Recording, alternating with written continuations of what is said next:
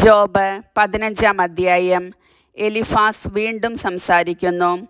തേമാന്യനായ എലിഫാസ് പറഞ്ഞു, ബുദ്ധിമാൻ പൊള്ളവാക്കുകൾ കൊണ്ട് വാദിക്കുമോ? അവൻ കിഴക്കൻ കാറ്റുകൊണ്ട് തന്നെ തന്നെ നിറയ്ക്കുമോ? നിഷ്പ്രയോജനമായ വിവാദത്തിൽ അവൻ ഏർപ്പെടുമോ? ഉപകാരമില്ലാത്ത വാക്കുകൾ അവൻ ഉപയോഗിക്കുമോ? എന്നാൽ നിനക്ക് ദൈവഭയം ഇല്ലാതായിരിക്കുന്നു.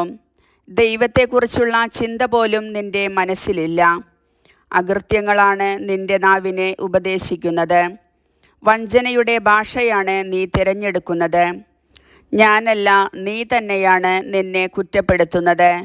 നിന്റെ അധരം തന്നെ നിനക്കെതിരെ സാക്ഷ്യം നൽകുന്നു. നീയാണോ ആദ്യത്തെ മനുഷ്യൻ? പർവ്വതങ്ങൾക്ക് മുൻപേ നീ ജനിച്ചുവോ? ദൈവത്തിൻ്റെ ആലോചനാ സഭയിലെ വിചിന്തനങ്ങൾ നീ കേട്ടിട്ടുണ്ടോ? ജ്ഞാനം മുഴുവൻ നീ കൈയടക്കി വച്ചിട്ടുണ്ടോ? ഞങ്ങൾക്ക് അറിഞ്ഞുകൂടാത്ത എന്താണ് നിനക്ക് അറിയാവുന്നത്?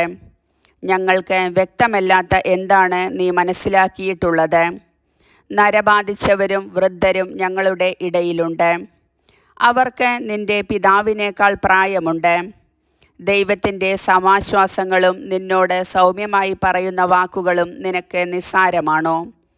എന്തുകൊണ്ടാണ് നീ വികാരാധീനനാകുന്നത്? എന്തിനാണ് നിന്റെ കണ്ണുകൾ ജ്വലിക്കുന്നത്? എന്തുകൊണ്ടാണ് നീ ദൈവത്തിനെതിരെ കോപം അഴിച്ചുവിടുന്നത്? ഇത്തരം വാക്കുകൾ നിന്നിൽ നിന്ന് പുറപ്പെടുന്നത് എന്തുകൊണ്ട്? മനുഷ്യന് നിഷ്കളങ്കനായിരിക്കാൻ കഴിയുമോ? സ്ത്രീയിൽ നിന്ന് ജനിച്ചവന് നീതിമാനായിരിക്കാൻ സാധിക്കുമോ? തൻ്റെ വിശുദ്ധ ദൂതന്മാരിൽ പോലും ദൈവം വിശ്വാസം അർപ്പിക്കുന്നില്ല. അവിടുത്തെ ദൃഷ്ടിയിൽ സ്വർഗവും നിർമ്മലമല്ല. മ്ലേച്ഛനും നീചനും വെള്ളം പോലെ അനീതിപാനം ചെയ്യുന്നവനുമായ മനുഷ്യൻ അവരെക്കാൾ എത്രയോ താഴെയാണ്. ഞാൻ പറയുന്നത് കേൾക്കുക, ഞാൻ വ്യക്തമാക്കി തരാം. ഞാൻ കണ്ടിട്ടുള്ളവ ഞാൻ വിശദമാക്കാം.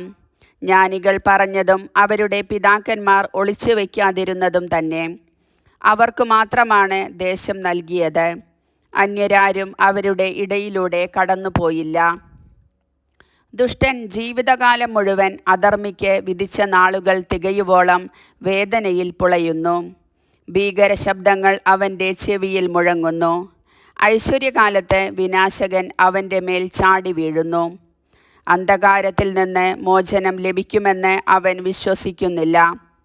വാളിനിരയാകാൻ അവൻ വിധിക്കപ്പെട്ടിരിക്കുന്നു. ആഹാരം എവിടെ എന്നു തിരക്കി അവൻ അലയുന്നു. അന്ധകാരത്തിൻ്റെ ദിനം ആസന്നമായെന്ന് അവൻ അറിയുന്നു. ദുഃഖവും തീവ്രവേദനയും അവനെ ഭീതിപ്പെടുത്തുന്നു. യുദ്ധസന്നദ്ധനായ രാജാവിനെ പോലെ അവ അവനെ കീഴടക്കുന്നു. എന്തെന്നാൽ അവൻ ദൈവത്തിനെതിരെ കൈ ഉയർത്തുകയും സർവശക്തനെ വെല്ലുവിളിക്കുകയും ചെയ്തിരിക്കുന്നു. കനത്ത പരിചയമേന്തി ധിക്കാരപൂർവം അവിടത്തെ നേരെ പാഞ്ഞു ചെല്ലുന്നു. അവൻ മുഖവും അരയും മേധസ്സുകൊണ്ട് മൂടിയിരിക്കുന്നു. വിജനമാക്കപ്പെട്ട നഗരങ്ങളിലും ആളൊഴിഞ്ഞ പാർപ്പിടങ്ങളിലും അവൻ വസിച്ചിട്ടുണ്ട്.